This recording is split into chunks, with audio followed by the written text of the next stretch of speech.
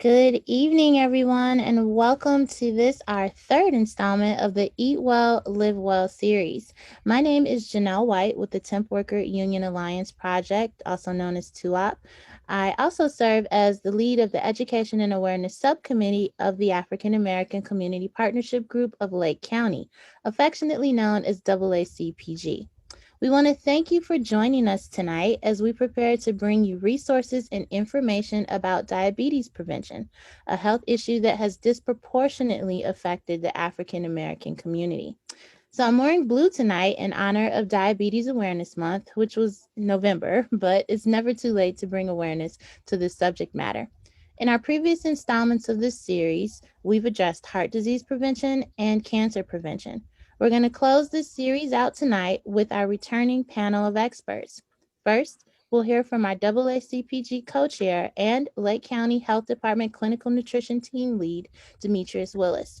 He'll be providing us with dietary recommendations that can help with diabetes management and prevention. Then, as I'm sure you've guessed by now, Chef Edric Godet is back with us from her kitchen. Chef Edric has over 20 years of experience in the restaurant industry and is co-owner of Gabriel Hall, a New Orleans-inspired venue located in Detroit's West Village.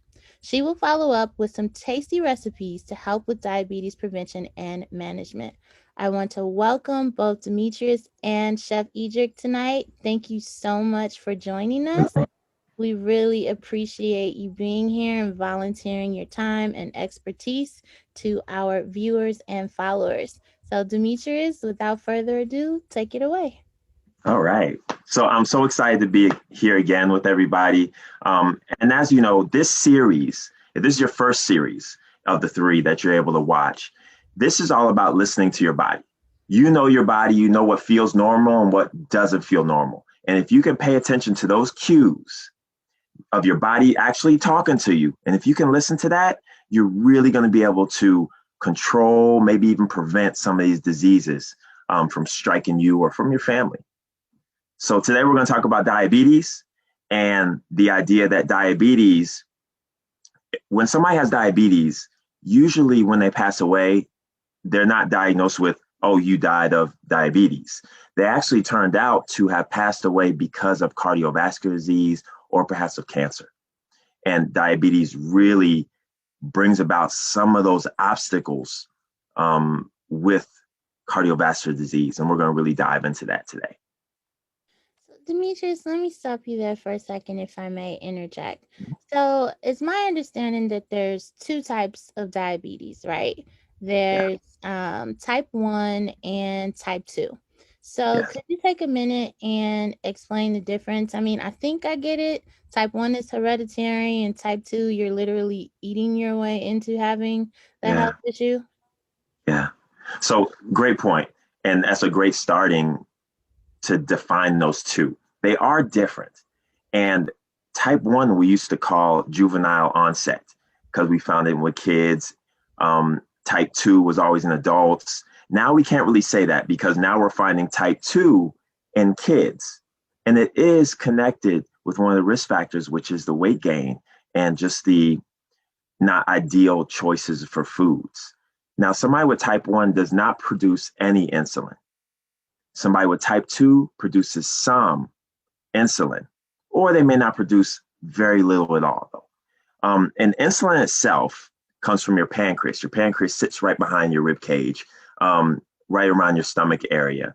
And that pancreas produces that insulin that allows the energy that you ate that now is floating in your blood that we call blood sugar, okay? That energy floating around, your cells want to use it. And that insulin acts as a key to come unlock and allows your cells to use that energy. Now, when we said type 1 doesn't have these keys. So they have to take medication to be able to use that energy that's sitting in their blood. Type 2 may have to use medication to be able to use it, but there are other ways like exercise and really controlling portions that both of those types want to really grasp onto. And that's some of the things that we're going to talk about today. Okay. So then that would kind of explain why we're doing prevention and management. So, Right. management of type 1, which Unfortunately, you can't get rid of that. But prevention of type 2. So then let me ask you a follow up question. Could someone who's been diagnosed with type 2 diabetes eat their way back to health? That's a tricky question. So type 2, we have been starting to hear this buzz of I've been cured. And I've seen patients, they say, well, no, I don't have it anymore. And we don't say that you've been cured of diabetes because remember, this is an issue with your organ. This wasn't something you just needed to change and everything was going to go back to normal. This was an issue with your organ not being able to put out the amount of insulin that you needed. But if we control the amount of sugar that's sitting in your blood, if you are just producing a little bit of keys, you'll have enough keys to use the energy that's there.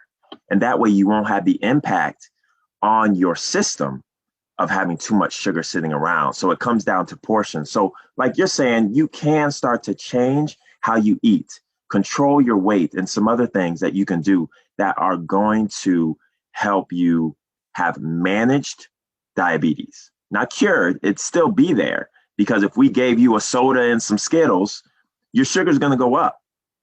But if you just had a little bit and a little bit, then your sugar might not. And that's called controlling your portions. Okay, so then the dietary changes would be more so like for someone who maybe was diagnosed as being pre-diabetic, so they don't have type 2 diabetes. They're Mhm. just on the way to it, but if they make changes in their diet, then they can avoid having the full-on diagnosis. Yes. And here's the coolest part. If you have somebody who has type 2 diabetes, okay, and they start to control their portions and they're able to lose like 5 to 7% of their body weight, then what you'll see is the body starts to kind of react in a good way to say, oh, well, we have less going on, we have less coming in, we have more going out. You're giving us a chance to balance. Thank you. And let's see what we can do. So your pancreas won't be fully recovered. However, you've been giving your pancreas what it needs as far as balance goes. And that allowing your body to kind of reset itself in a way. Okay, well, great. Thank you so much for giving us that clarity Yeah. between the two different types, and then type 1 and type 2 versus pre. I mean, it can get all very confusing if you're not well versed in this, but Yeah. we're providing this platform here to give people information, empower them with resources, and help them hopefully manage whatever their health issues are as it pertains to the varying types of diabetes, or prevent it altogether. Yeah. If I can mention, you mentioned pre-diabetes, and I think it's just one of these interesting situations where somebody doesn't have diabetes. So, once you have diabetes, you have it. You're on this cusp where you actually can turn around and go back the other way. I read some statistics from the CDC, and they said 35% of adults have pre-diabetes. And 15% of those individuals don't even know they have diabetes. And that's the scary thing, that you can have prediabetes and totally be oblivious to it, have no idea. And you're missing that opportunity to kind of turn things around. When we talk about the sugar and people check their sugars, a normal sugar might be 2 hours after you eat, your blood sugar would be around 120.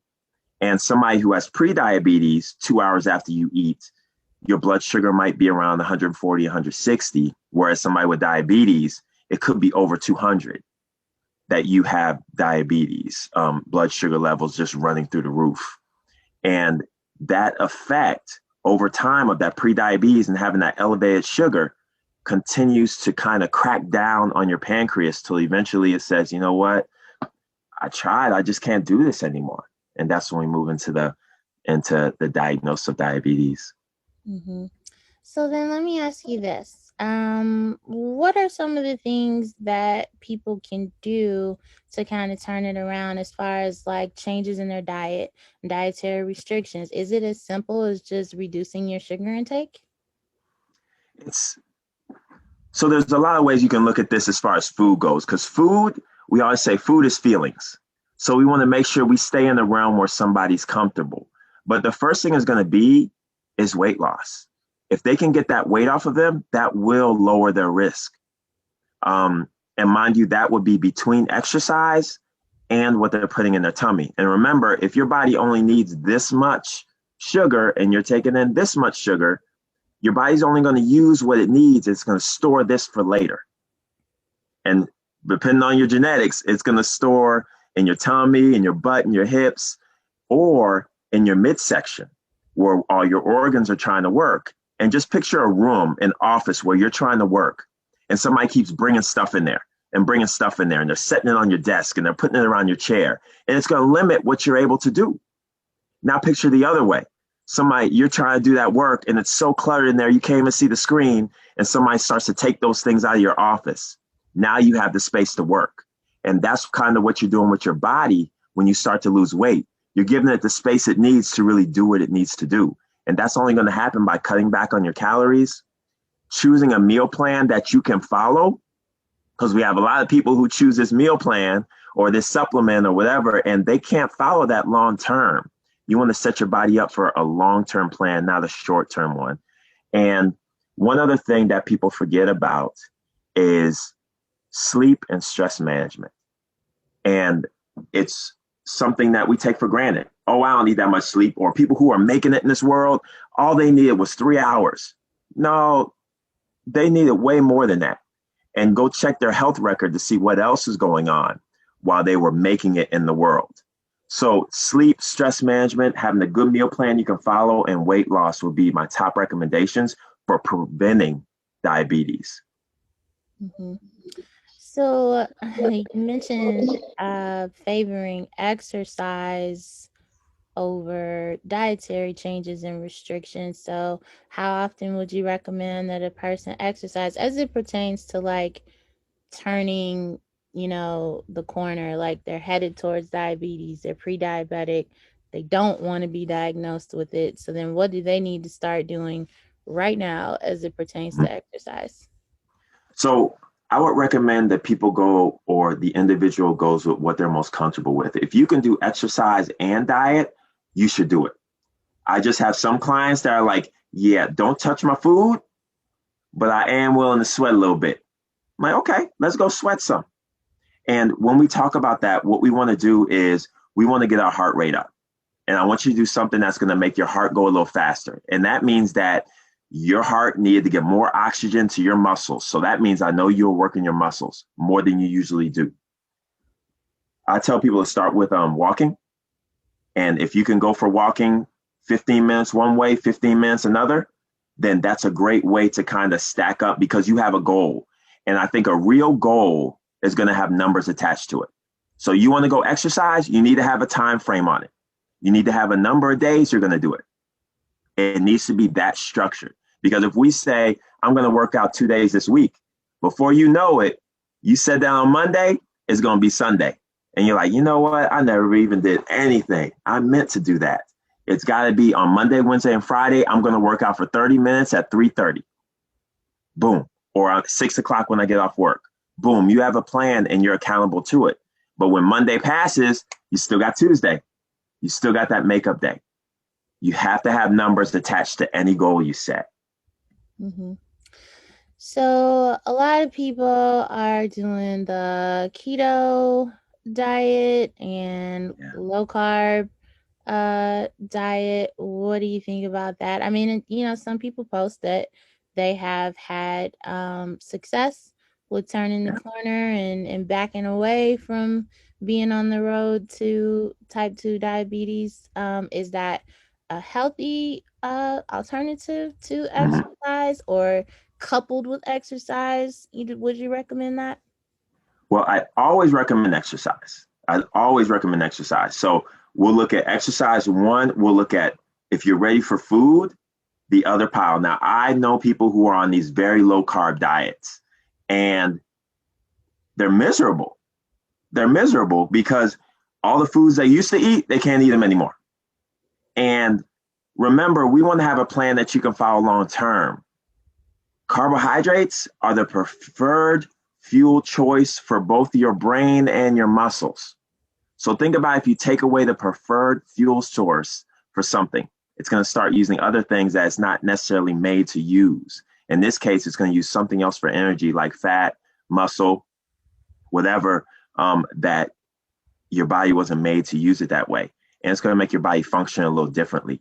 So any diet or any meal plan that restricts foods that you know that are good for you, like fruits, like vegetables, like fiber, these things that I talked about all this time that you know you got to get in your system because there's so many benefits from them. And then you jump on a meal plan that says, no, you can't have that.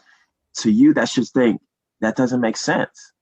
Those things are here for us. So I really don't recommend, I don't prescribe anything having to do with very low carb diets. Now, I do talk about portion controls, and there are different fruits and vegetables that you want to choose that are better than others. So just for example, you have a fruit, so an apple. Now, an apple is a great option for a fruit because the skin has the fiber. Your body can use 100% of it for something. So when you eat it, your body's going to use it. And then you have other fruits. Now, I'm going to tell you that all fruits aren't the same. I think a banana has fiber. It's here in the skin, but we don't eat the skin. We get rid of it. Same thing with an orange. We get rid of it. So these aren't as good fruit sources or choices than fruits you can eat the skin with, like a pear, like a peach, like an apple, these different ones that even grapes, as long as you watch the number that you're eating, I think these are all good choices. Berries are fantastic because you have the little seeds and the little fiber that's in them, and you're eating the skin technically with them. So there's some that you want to choose better than others. And that's why I talk about when you want a meal plan, it should have just those rich things that you know are going to help fight against cancer and heart disease and give you what you need. So typically there's good carbs versus bad carbs, or good I would sugar say versus bad sugar. I don't use the term bad, I just say that they're better choices. So I'm not saying you should never eat fruit and you should never eat an orange and you shouldn't eat mangoes or watermelons. Think about a watermelon. You take the fiber off of a watermelon. That's why you can eat almost a whole watermelon in a sitting. But if you ate the fiber with it, not saying that you need to eat the rind of the watermelon, but that's the part that fills you up. That's the part that gives you the benefit, that fiber part. So no, watermelon isn't a bad fruit. It's just one that you want to watch the portions for. Okay. Well, I think I definitely have a better understanding of the differences between type 1 and type 2 diabetes, and well, as they say, you don't say, but as they say, good sugar versus bad sugar. Is there anything else you'd like to share with us before we switch on over to Chef Egypt? So let me throw one more thing out there that I've been encountering over the years. And it's that situation where somebody's parent got diagnosed with diabetes and the parent hasn't made any changes. And they're just worried about their parents and they're on them. And dad, why are you eating that? Mom, you need to get up and go do this. You need to exercise. The doctor told you that. What is this doing in here? Is this regular sugar or is this sugar-free sugar? Like all of these arguments that people have, and it really creates chaos in the family. Whereas the loved ones are trying to share this message of, I don't want you to die. I want you to be around. I want you to be healthy. And our parents are saying, food is love. And this is how I've loved you all this time. And I'm not going to change that just because something the doctor said. And what I would say and recommend for those families in this situation is, number one, be patient. A lot of the patients I see that have this diagnosis, they just aren't ready to accept that diagnosis. Now, mind you, it's important that they do, but there are ways that you can kind of bring them around. So be patient with them. When you go out to eat with them, eat the foods that you know you should be eating with them and that you know that they should be eating. Understand that food is that feeling. And there are different ways that you can show love. So maybe instead of food, maybe there's another way you can show them love. And I would also say join them. So don't sit with them, right? And they're eating something that's controlled carbs and you're over here eating all the carbs in the world, how would that feel? Diabetes is one of the hardest diets out there. You know, we talk about keto and we talk about all these other things. No, these diets that we have to put with people based on the diagnosis that they have, because they don't have an option of not following this. So somebody who's on a keto diet, they're doing it because they wanted to do it.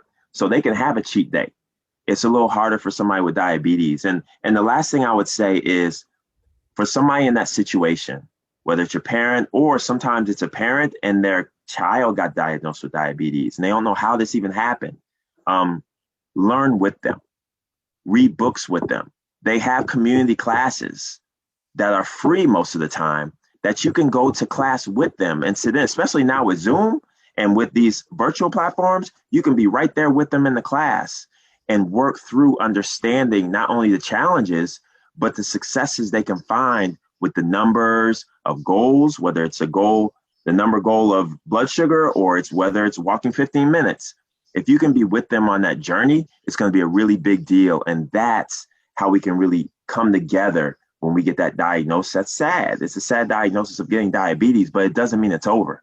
It's just a way to grow. And the last thing I'll say is if your child, if you're an offspring or a child and your parent got diagnosed with diabetes, keep in mind, this is hereditary. So your risk just went up.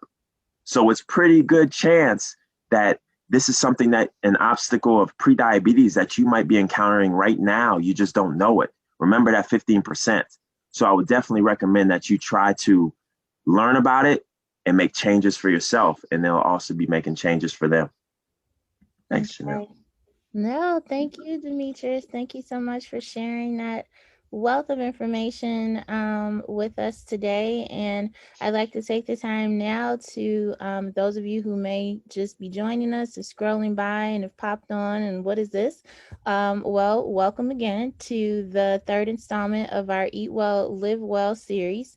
Tonight, we are discussing diabetes management and prevention. Our guests tonight are Demetrius Willis and Chef Edric Godet. So we invite you to like, comment, and share this event on your networks and go back and watch the previous two if you haven't seen them. Now we're going to transition over to Chef Edric in her kitchen. Welcome back, Chef Edric. It's a pleasure to have Hey, you with us again. I can't wait to see what you're whipping yes, up tonight.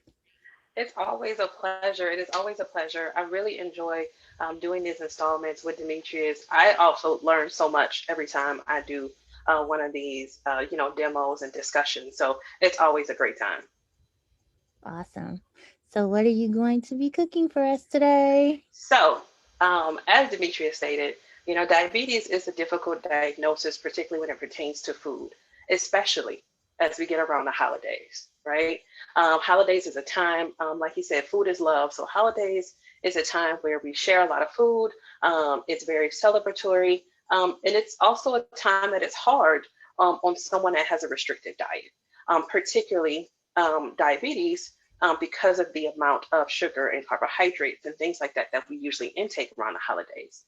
Mhm. So I just wanted to kind of do a couple things, show a couple different recipes in ways that you don't feel as restricted. You're still, it's still decadent, it's still Mhm. flavorful, it's still tasty. So you're not just, kind of sitting in a corner as everyone else is indulging. You're able to have really great and really flavorful, food options, but that it's also helpful to either diabetes prevention or management. Yes, So life is not the, over. We can it still is not. enjoy the food. Yes, and I love food. So I definitely want my food to taste good, but I also want to, of course, be healthy. And so, diabetes is definitely in my family, and so it's something that I want to prevent as well. So these are recipes that I, enjoy at home with my family as well. So Okay. Thank you. Well, I yes. can't wait to see. Shall we get started? Yes.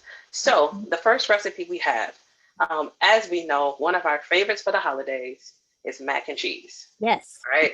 Listen, I'm not trying to touch nobody's mac and cheese. Okay. What I will say is that there is an alternative Oh, that is still very indulgent, It's still very cheesy and it tastes very good. Now, some people call it cauliflower mac and cheese, and that's cool. But what I will say is, if you go to Big Mama's house, right, and you telling the whole family that you got the mac and cheese, and you show up with some cauliflower, your family will not be happy. All right, because they were expecting mac and cheese, not cauliflower. So we will call this cauliflower au gratin. Okay. All right, we're gonna leave the mac and cheese alone. We're gonna call it cauliflower au gratin. But again, same great taste. All you're doing is, instead of the pasta, we're using cauliflower, which again, as Demetrius stated, fiber is important. So it's adding some fiber and reducing some of those carbohydrates that would normally be in mac and cheese. The flavor is still there. As you'll see, the ingredients are, some of the other ingredients are the same, and it is super tasty. So well, we're you gonna get had me started. at cheese, so I am ready to see what this is all about. So the first thing that I did, first thing we want to do is just a regular 8x8 pan. I'm going to use, instead of using, butter, we're just going to use a healthy fat. So I have some avocado oil spray. Now you can use another kind of cooking spray, olive oil. I'm really falling in love with avocado oil. So I'm just spraying in my pan with a little bit of avocado oil. And then my cauliflower. This is just one head of cauliflower that I took, I put in some boiling water for 5 minutes. All right. So it's still, a little tender. It's not all crumbly. It still has some texture to it. But this is boiled cauliflower. All right. So we have those things prepared. What I'm going to do is, in my pan, I'm just going to add 1 cup of heavy cream. Mm-hmm. All right. This is just 2 ounces of cream cheese. So that block of cream cheese that you have, that's 8 ounces. So all you're going to use is a fourth of that. All right, just a corner. So this is 2 ounces of cream cheese and 1 teaspoon of Dijon mustard. All right, and that's going to add some really great flavor to our mac and cheese, that Dijon mustard. Okay. All right, so we're going to get that on the stove, and that's going to be, bubbling, and we're going to let that cream cheese melt. Now, once we do that, we get our cream cheese melted, right? And we have this nice creamy sauce. Wow, that looks really delicious. Right? To that, we're going to add our half a teaspoon of salt, a fourth of a teaspoon of black pepper, and a fourth of a teaspoon of garlic powder. That's it. All right, half a teaspoon of salt, fourth of a teaspoon of black pepper, fourth of a teaspoon of garlic powder. All right, we're going to add that. And then we're going to add our cup of shredded cheddar cheese. We're just going to mix this up until our cheese melts. And you see, I took this off of the fire. We don't need to keep it on there. The heavy cream and the cream cheese is hot enough to melt that cheese as we stir. Right? So we're just going to stir that until our cheddar cheese is all melted, where, as you can see, it's nice and melted, really nice thick cream sauce. And to that, we're just going to add our cauliflower. So again, very similar to your mac and cheese. All we did was we just substituted. Instead of the pasta, we're using cauliflower, which is, again, added fiber, some added nutrition in there. All right, so I'm just folding that cauliflower into my cheese sauce. I'm going to take my pan that I just sprayed, transfer that into my pan. And all we're going to do, spread that. All we're going to do is top it with just a fourth of a cup of cheddar cheese. And we're just going to throw that in the oven at 375 for 15 minutes, just so that it's nice and bubbly. It browns at the top. And what you have left is this beautiful cauliflower au gratin. And doesn't that look just like mac and cheese? Wow, it does. Right? I would be happy with that. Absolutely. Would. Yep. So I'm just going to throw some fresh parsley on top of there. Right? But this is a great alternative. Again, it's still indulgent. It's very decadent. It's very flavorful. And it's not completely taking you away from the table, to where once your family starts enjoying that mac and cheese, you can have something just as delicious. Mm-hmm. Again, just increasing that fiber intake, reducing some of those carbohydrates. Awesome. All right. I'm gonna have to So try and make that. it is delicious. Yeah. I made a pan last night. It's Yeah. almost gone. I was So gonna say how much is left. right, I not don't much. imagine much.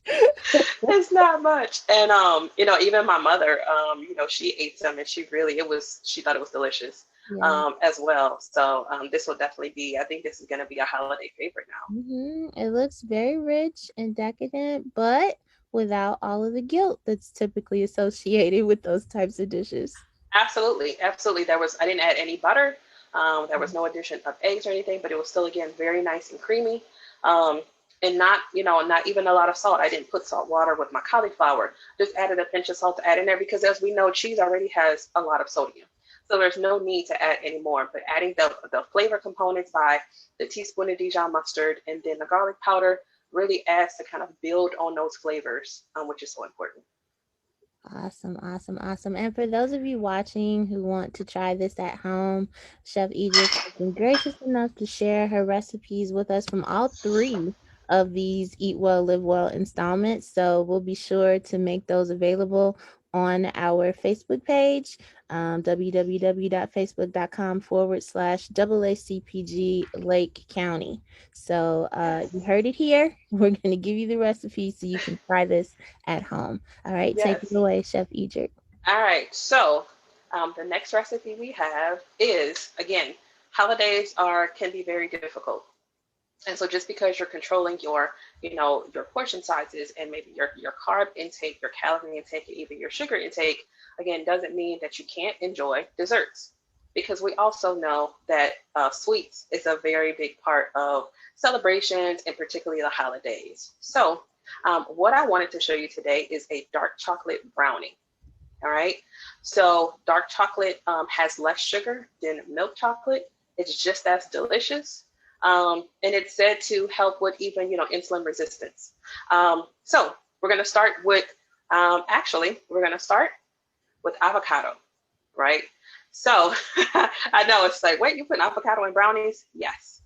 So this is a healthy fat we have. So this is a fourth of a cup of mashed avocado. This will make it nice and creamy. And then, again, healthy fat avocado oil. So this is a fourth of a cup of avocado oil that we're adding, that we're starting with. So this And is like so, taking the place of butter. yes. Okay. Yep. So we're just going to whisk that, our avocado oil and our avocados just until it's creamy and smooth. Because we don't want, right, is to bake this and then there's like green chunks Yeah, no. once we cut into the brownie, right? That'll definitely spoil it. So we just want it to be smooth.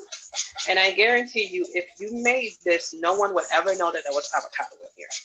Okay. It doesn't, there's no taste, there's no kind of flavor. So we have that pretty nice and smooth there.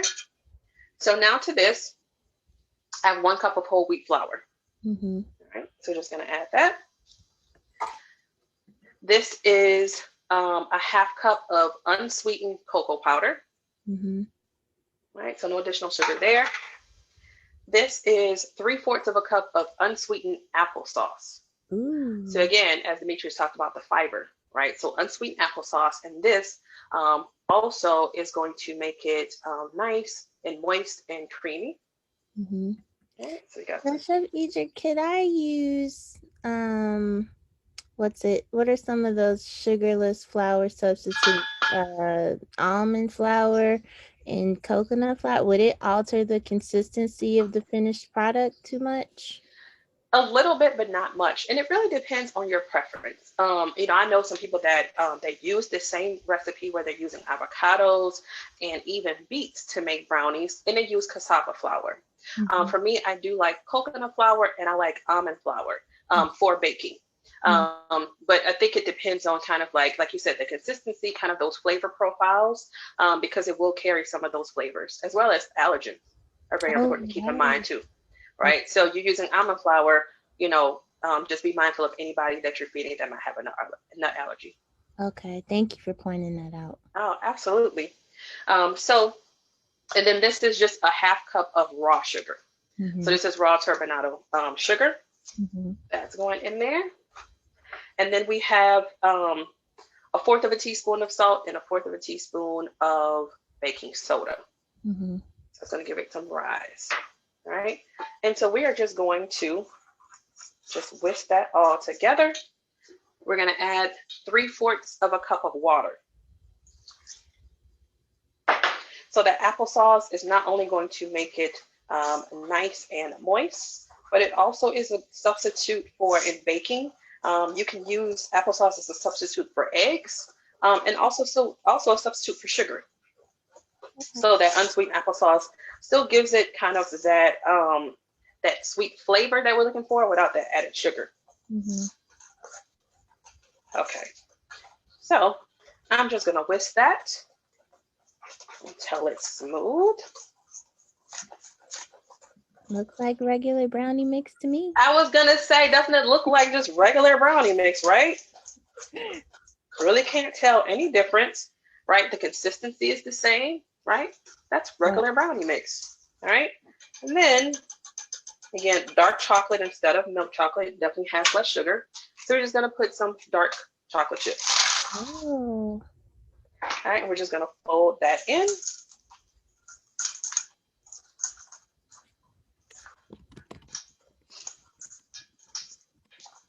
And then we are going to take our other 8x8 pan. Again, spray that with some avocado oil. And we're just going to transfer that and bake this at 350 for about 25 minutes. So we want it to, stick a toothpick in the center, have it mostly clean. Of course, we still kind of want like a nice cakey, moist texture. But yeah, you would just put this in the oven. Again, looks just like brownie mix, right? Yeah. I mean, brownie mix, right? And so here you have. Wow. I mean, these are absolutely, look, it's another thing I got eaten. I mean, they're just so nice and moist. Wow, those right? look amazing. They're delicious. They're absolutely delicious. And everything that you did by adding the avocado oil, the applesauce, that just made it super moist and creamy. So it's just absolutely perfect. I mean, these are just great. If you want to be festive, these are just some peppermint chunks. But yeah, this is absolutely a really great lower sugar dessert, particularly for the holidays. And honestly, your family wouldn't be able to tell that it was any lower sugar. So, you could bring it as a dessert and no one would know the difference. Wow, that looks awesome. I'm definitely great. going to try both of those recipes. And if you would please give our viewers your social media, anywhere where they can get in contact with you and connect with you. And of course, tell us more about your restaurant. Those who might be in the Detroit area, we want to encourage them to support you. Yes, absolutely. So you can find me on the restaurant on Instagram at Gabriel Hall DET. So that is GABRIELHALLDET. And that is Gabriel Hall Detroit. We're an upcoming Creole and Cajun restaurant, bar, and music venue in Detroit. So we are currently available for caterings, and we're getting ready for the holiday season as well. So that's where you can find us. Also, we have a website, GabrielHallDET.com. Awesome. Thank you so much. We truly appreciate you taking the time out to be with us again today and for all 3 installments. I can't wait to try the recipes. Some of the other ones from the previous installments were also a hit as well. So again, thank you, Chef Idra, for being here with us. Absolutely. Anytime. It's been a pleasure. I'm glad. So Demetrius, I actually want to come back to you because we actually had a question that we didn't get to during your presentation. So actually, what are the symptoms of diabetes? Good question. Good question. How's your body talking to you? Let you know something's not right. For diabetes, you're going to start having blurry vision. Remember that sugar is sitting around inside your body. It can start affecting your vision. You might start going to the bathroom a lot.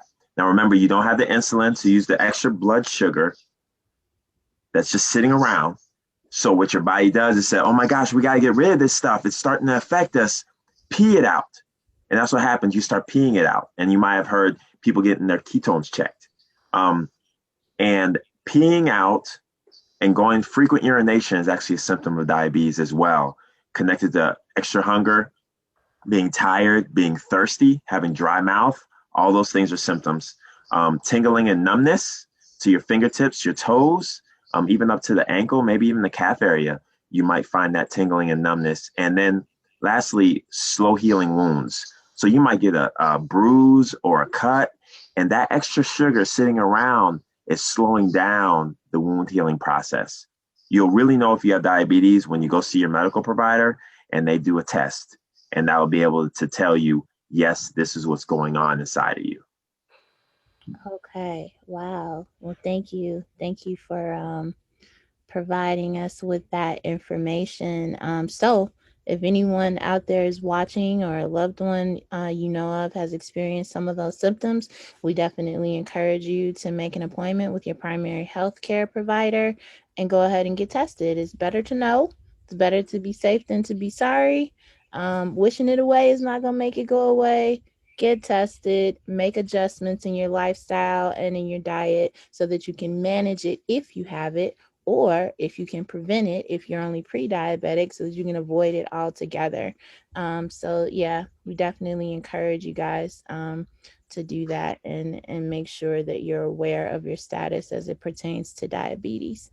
So did either of you have anything else that you wanted to say before we go? Demetrius, can I ask you a question? Sure. Okay, so how you talked about a little bit about fiber intake. And I guess my question is, how important is fiber intake to like diabetes prevention? And then is it, can I take some Metamucil or like natural fiber? Is there a difference? Okay. So good question. Natural is always going to be better. So regardless of the question you ask me, I'm always going to say natural is better. Should I take a multivitamin or do I have to get all this stuff in? No, get all the stuff in you can. Okay. Multivitamin is our backup plan when we can't get what we need. Same thing with the Metamucil or the supplements. What I'd like people to do is just start to focusing more on the labels. So, for example, if you buy anything that has a grain basis for it, right? Bread, even chips, anything like that, you want to look for 2.5 grams or more of fiber in that.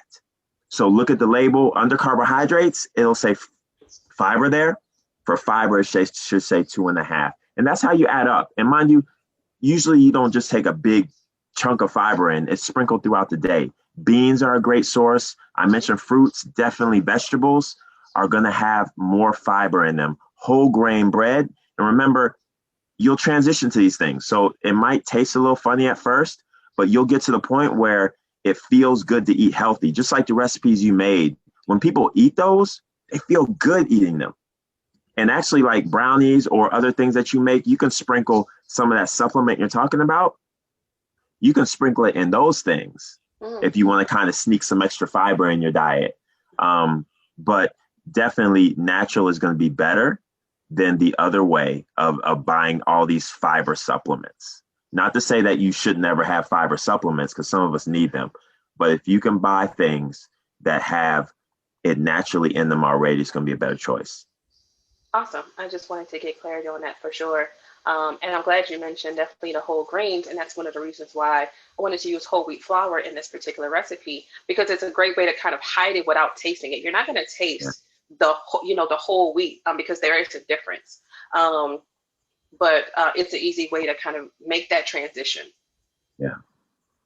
Yeah. The simpler we can make it, the better. I know you and I talked earlier about, hey, what about light Cool Whip and having some blackberries and some raspberries, and just having a small portion of that. Those are great options for something that tastes good and is good for you. And it just feels good to eat something that your body can use all of it for something. Absolutely. And even with the brownies, right? You could, cut that in half and then add some berries to that with a little dollop of, like you said, sugar-free, whipped cream or something like that. So Yeah, you're still adding some of those fresh, fruits along with it, and you're going to feel full because of that fiber in the process. it's good. This has been fun. Like these three series have been totally cool. I'm so glad we wrapped things up with Janelle. I'm back on the map with Miss Edric, and this has been fun. It This most has been a joy. certainly has. It most certainly has. And, again, on behalf of AACPG, I want to thank you both for volunteering your time and your expertise to these subject matters that are prevalent in the African American community. Again, for those of you who may have missed the previous two installments or are late coming to this one, this is the Eat Well, Live Well series. It's 3 parts. So definitely we encourage you to visit our Facebook page and check them out, watch them. There's some good stuff in there, great information from Demetrius, as well as some wonderful recipes for you all to try at home, with your loved ones and your family during this holiday season. So again, my name is Janelle White. On behalf of AACPG, we want to wish you a safe, healthy, happy holiday season. We hope that you'll connect with us on our Facebook page, www.facebook.com/AACPG, Lake County, and also on Instagram, www.instagram.com/AACPG, Lake County. Again, thank you for taking the time to tune in and watch this event. Thank you, Demetrius and Chef Edric. Happy Yes, happy holidays, holidays. everyone. Bye bye. Bye. Bye. Thank you.